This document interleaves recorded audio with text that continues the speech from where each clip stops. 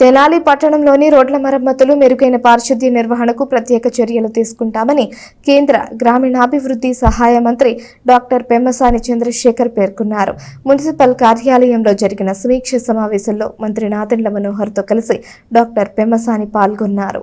తెనాలి నియోజకవర్గాన్ని అభివృద్ధి పథంలో నడిపించేందుకు, ప్రజలకు మౌలిక వసతులు కల్పించేందుకు, వివిధ రంగాల్లో తెనాలిని ముందుకు తీసుకువెళ్లేందుకు రాష్ట్ర పౌర సరఫరాల శాఖ మంత్రి నాదెండ్ల మనోహర్, అలాగే కేంద్ర గ్రామీణాభివృద్ధి శాఖ సహాయ మంత్రి పెమ్మసాని చంద్రశేఖర్ శనివారం మండల ప్రజా పరిషత్ కార్యాలయంలో ఉన్నత అధికారులతో కలిసి అభివృద్ధి, సంక్షేమం, మౌలిక వసతులు వంటి అంశాలపై రివ్యూ నిర్వహించారు.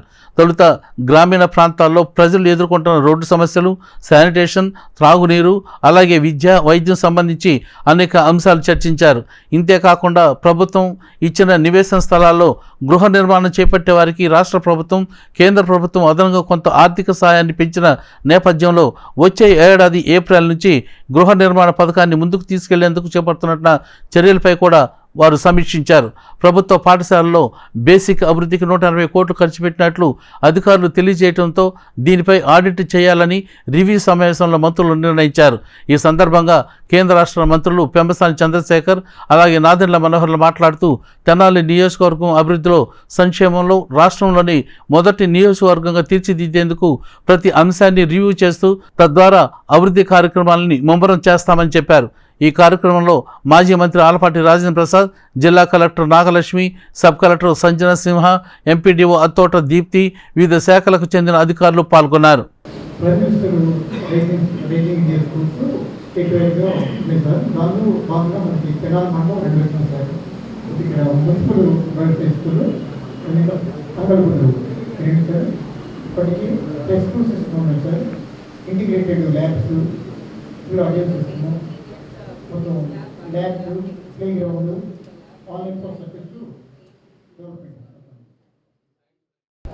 తెనాలి చుట్టుపక్కల అంటే తెనాలి మున్సిపాలిటీ, తెనాలి రూరల్ ఏరియాస్లో జరుగుతున్నటువంటి సంక్షేమ కార్యక్రమాలు, సెంట్రల్ గవర్నమెంట్కి సంబంధించిన స్కీమ్స్ ఏమున్నాయి, స్టేట్ గవర్నమెంట్ తోటి ఏ విధంగా కోఆర్డినేషన్ జరుగుతుంది, సెంట్రల్ గవర్నమెంట్ నుంచి ఎక్కడన్నా మనకు బ్లాకేజెస్ ఉన్నాయా, అక్కడి నుంచి నేనేమన్నా హెల్ప్ చేయగలనా, ఇప్పుడు జరుగుతున్న కార్యక్రమాలు ముందుకు తీసుకువెళ్ళటం గురించి ఈ విధంగా రివ్యూ చేసుకున్నాం. ఇందులో చాలా ఉన్నాయి, రోడ్స్ దగ్గర నుంచి, హౌసింగ్ దగ్గర నుంచి, అదేవిధంగా స్కూల్స్లో బేసిక్స్ ఇప్పుడు ఆల్మోస్ట్ 180 కోట్ల రూపాయలు పెట్టి గత 5 సంవత్సరాల్లో ఖర్చు పెట్టానని చెప్తా ఉన్నారు. మరి నిజంగా ఆ స్కూల్స్ అన్నింటిలో టాయిలెట్స్ కానీ ఇంకో బేసిక్ ఇన్ఫ్రాస్ట్రక్చర్ ఫుల్గా ఉందా లేదా కొంచెం ఆడిట్ చేయాలి, అవన్నీ కూడా రివ్యూ చేయాలి. ఇట్లా 1 by 1 రివ్యూ చేసుకుంటా ఉన్న సమస్యల్ని ఏ విధంగా పరిష్కరించుకోవాలి, అధికారులు కానీ మేము కానీ ఎవరి దృష్టిలో వాళ్ళు కోఆర్డినేషన్ ఎలా చేసుకోవాలనే దాని మీద ఈరోజు రివ్యూ సమావేశం నిర్వహించాం. మా నియోజకవర్గంలో తెనాలి మున్సిపాలిటీ మరియు తెనాలి రూరల్ మండలంలో జరుగుతున్న వివిధ అభివృద్ధి కార్యక్రమాలు, వాటితో పాటు కేంద్ర ప్రభుత్వంతో సహాయంతో చేసే అనేక కార్యక్రమాలని సమీక్షించడం జరిగింది. సో ఈ రెండు అధికారులతోటి, రెండు వ్యవస్థలతోటి లోతుగా అర్థం చేసుకుని స్థానిక ప్రజలు ఎక్కువగా ఇబ్బంది పడే అంశాలు, రోడ్ల విషయంలో కానివ్వండి, శానిటేషన్ విషయంలో కానివ్వండి, భవిష్యత్తులో విద్యారంగం పైన కూడా దృష్టి పెట్టి ప్రతి పాఠశాలని ఇంకా మనం మెరుగుపరిచే విధంగా కొన్ని కార్యక్రమాలు చేయాలని నిర్ణయించుకున్నాం. తాగునీటి విషయంలో కూడా చాలా లోతుగా సమీక్షించాం. కేంద్ర ప్రభుత్వం నుంచి రావాల్సిన జల్ జీవన్ మిషన్ నిధులు కానివ్వండి, అదేవిధంగా తెనాలి పట్టణంలో మనం కృష్ణానది జలాలు ఏ విధంగా ఇంటింటికి అందిస్తున్నామో దాన్ని మరొకసారి పునరుద్ధరించి ప్రతి ఒక్కరికి అందే విధంగా ఒక లోతైన అవగాహన సదస్సు ఏర్పాటు చేసి చేద్దామని నిర్ణయించుకున్నాం.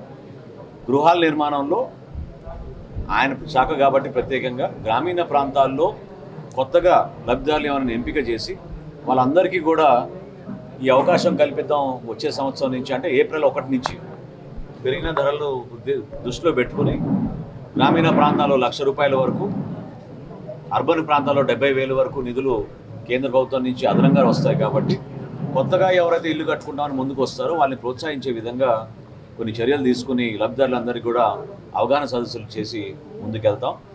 ఒక అభివృద్ధి కార్యక్రమాల్లో భాగంగా ఆయన సమీక్షించిన దానిపైన ఇంకా ఫర్దర్గా రాబోయే రోజుల్లో కూడా సమీక్షించుకొని తప్పకుండా ఈ ప్రాంతానికి మెరుగైన అవకాశాలు కలిగే విధంగా, ఉపాధి పెంచే విధంగా మనకి సార్ చెప్పినట్టు ఎగ్జిస్టింగ్ వర్క్స్ ముందు స్పీడప్ చేయాలి. So that budget release problem ఉండదు. ఇది కాకుండా మనకి మీటింగ్ లో ఇన్స్ట్రక్షన్స్ మేరకు new works identification PR department కానీ ఆర్డబ్ల్యూఎస్ కానీ అదర్ డిపార్ట్మెంట్స్ కానీ న్యూ ప్రపోజల్స్ ఏది మనం ఇంకా ఎక్కువ తెచ్చుకొని ఇక్కడ ఉన్న బెనిఫిషరీస్ అందరికీ కూడా సాచురేషన్ మోడ్లో చేయగలుగుతామని దాని మీద కూడా కంట్రోల్ చేసి రిపోర్ట్స్ అనేవి కూడా సబ్మిట్ చేయాలని ఆల్